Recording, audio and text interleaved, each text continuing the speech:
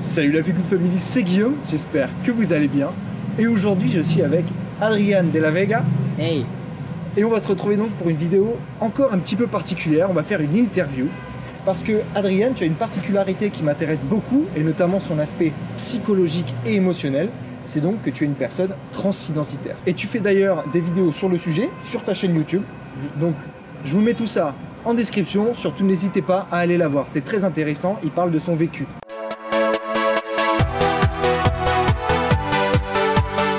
Alors, Adrien, première question, qu'est-ce que c'est être une personne transidentitaire? Très bonne question. Pour faire court et clair, je pense que je pourrais l'expliquer comme ça. Donc en fait, moi je suis un homme trans, c'est-à-dire que je suis un homme transgenre. Et en fait, qu'est-ce que ça veut dire? Ça veut dire que j'ai été assigné femme à la naissance, sauf qu'il s'était trompé, en fait j'étais un mec. Et du coup, j'ai entamé une transition sociale et pour le coup aussi médicale. Et donc voilà, c'est ça être trans, c'est un vécu sur mon genre. Je suis un mec qui a un vécu trans. Voilà. C'est bon. Et à quel moment en particulier tu t'es rendu compte en fait que tu étais différent? C'est assez cliché du coup, mais c'est très tôt. J'étais très jeune, je crois que j'avais 3-4 ans et Ah ouais. je me rendais déjà compte que j'avais un certain corps, j'étais très conscient de mon corps, hein, je savais ce que j'avais comme corps, mais que on m'identifiait comme une petite fille, mais que je me sentais pas du tout comme une petite fille. Et ce qui est marrant, c'est que même des inconnus, ils disaient « Ah mais c'est un petit garçon ». Donc je Alors pense même que tu avais les cheveux longs. J'avais les cheveux longs, ouais c'est ça. Voilà. Ouais, c'est ça. Je m'habillais de façon assez neutre, hein, mes parents m'habillaient de façon assez neutre, pour dire clair. Et donc je pense que c'est très jeune, je savais que les gens me voyaient comme une fille, mais que j'étais un mec, et c'était très étrange pour moi. Donc très tôt, très jeune. Et donc face à ça, qu'est-ce que ça a occasionné en toi comme émotion? On est différents, les enfants ils sont pas tendres entre eux je pense. Ouais. Donc évidemment je pense qu'il y a eu beaucoup... Ce qui était marrant c'est que j'étais un... à l'époque, je parle de quand j'étais enfant, Ouais, j'étais quelqu'un de très vif, j'étais quelqu'un de perçu comme très intelligent, tout ça. Mais il y avait toujours on me ramenait au fait que j'étais différent. Ah ouais. À l'époque, on me disait souvent ah c'est un garçon manqué par exemple.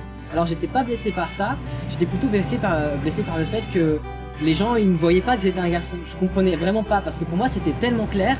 Donc je pense que comme émotion, beaucoup de frustration et aussi beaucoup de pression parce que à l'époque, à cette époque-là, j'avais tendance à vouloir toujours donner à fond, être le meilleur, pour pas qu'on remette ça sur ma différence. Voilà, à l'époque. C'était une sorte de compensation. En fait, je voulais compenser le fait que je savais que j'étais différent et que les gens étaient durs avec ça, parce que j'avais déjà perçu le fait que les gens, ils aimaient pas les gens différents, très jeunes, et du coup, voilà, j'avais beaucoup de pression, donc comme émotion, frustration. Voilà. Ok. Et donc face à ça, quand est-ce que tu as pris la décision de transitionner? En fait, jusqu'à les mots, on les a pas hein, quand on est très jeune, c'est transgenre, transidentitaire, aucune idée et on n'en parlait pas chez moi. Du coup, je vais remonter un peu plus tôt, quand j'avais 12-13 ans, j'ai fait mes recherches sur internet et je suis tombé sur des vidéos anglophones de personnes trans qui parlaient de leur vie. Je me suis dit, ah c'est peut-être ça, je suis peut-être un homme trans en fait. Et en fait, ça a tourné dans ma tête et le moment où j'ai vraiment dit, il y en a marre de faire semblant, parce que c'est aussi assez cliché hein, dans le vécu des personnes trans, j'ai essayé vraiment très fort d'être une fille. Et vers mes, je pense, 17 ans, j'ai décidé c'est mort. J'ai fait mon coming out d'abord à mes amis qui étaient des amours. Voilà, et qui ont dit il n'y a pas de souci, ok. Ils m'ont commencé à utiliser le pronom masculin, à utiliser mon prénom masculin. Et donc c'est là que je considère que j'ai vraiment sauté le pas, voilà, que je me suis ouvert et que je me suis surtout révélé mon vrai moi. Et donc, comment ils l'ont pris tes parents en fait? J'étais indépendant, donc je vivais déjà plus avec mes parents. Ah oui. Et en fait, donc j'ai commencé l'hormonothérapie, donc j'ai commencé à prendre de la testostérone sans rien leur dire. Ah d'accord. C'est-à-dire que, en fait, d'une part parce que honnêtement, j'avais pas l'impression qu'ils le prendraient bien. Ouais. Et donc j'ai commencé, et donc pendant 7 mois, hein, c'est-à-dire que j'avais mué, j'avais de la barbe, je voyais mes parents, et mes parents me faisaient mine de rien, pour dire à quel point ils se voilaient la face. Ah oui.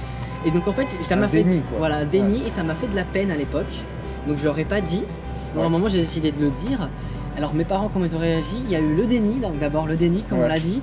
Après il y a eu un peu la culpabilisation, ils essayaient de me culpabiliser, mais moi j'étais intarissable. Je savais que c'était pas de ma faute. Bah évidemment. Et maintenant je dirais que ça se passe bien et que finalement ça a été, comme tu l'as dit, ça a été un vecteur pour toute ma famille. De faire un peu d'introspection, de se détendre et de voir ce qui était un peu important dans la vie. Voilà. Et qu'au final, avoir un gosse trans, c'est pas grave. Tout va bien. Génial, génial, ok. Et donc face à ça, qu'est-ce qui a changé pour toi une fois que tu as transitionné et comment tu t'es senti après ça? Alors déjà, quand on fait son coming out et qu'on est soutenu, j'entends, il y a un truc qui arrive, que ce soit pour les personnes trans ou homo, hein, c'est que déjà on t'enlève un poids. C'est très cliché, mais on t'enlève un poids parce que tu développes un stress. Ça s'appelle ça stress des minorités d'ailleurs. Tu développes un stress où tu as l'impression que tu vas forcément être rejeté. Inconsciemment, consciemment, c'est ça qui est marrant. C'est que moi je m'en rendais pas compte. Hein. Moi j'étais quelqu'un de sûr de moi. Et en fait quand je l'ai dit, qu'on m'a dit bah c'est pas grave de toute façon, bah ok. Parce que voilà. Et ben ça m'a fait du bien fou. Et il y a une espèce d'euphorie qui s'installe. Et c'est marrant, c'est parce que bah, ça ouvre plein de possibilités. Parce que c'est marrant. Je répète c'est marrant tout le temps. Mais c'était pas drôle. Mais c'est que j'avais l'impression en fait avant de transitionner que j'arrivais pas à me projeter dans le futur.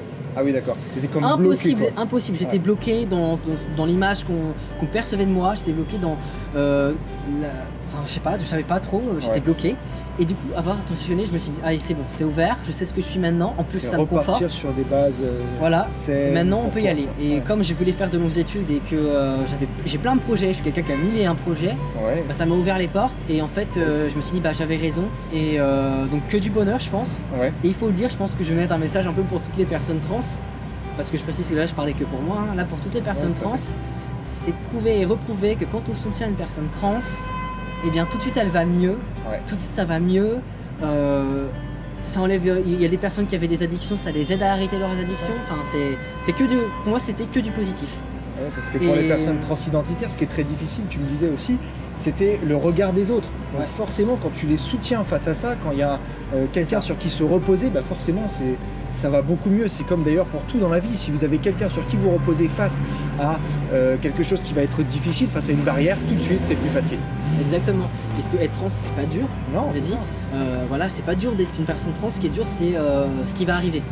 Et moi ce que je dis aux gens c'est que j'ai pas peur de dire aux gens que je suis trans, j'ai pas peur de dire, de dire à tout le monde que je suis trans, et j'ai peur de comment les gens vont réagir. Parce que ça peut être très violent, et malheureusement il y a encore plein de parents qui foutent leurs gosses dehors, il y a encore plein de gens qui se font agresser, voire tuer malheureusement. Et donc moi j'ai eu cette chance d'avoir des amis, et ça m'a ouvert toutes les portes, et ça m'a permis de passer à autre chose. Voilà.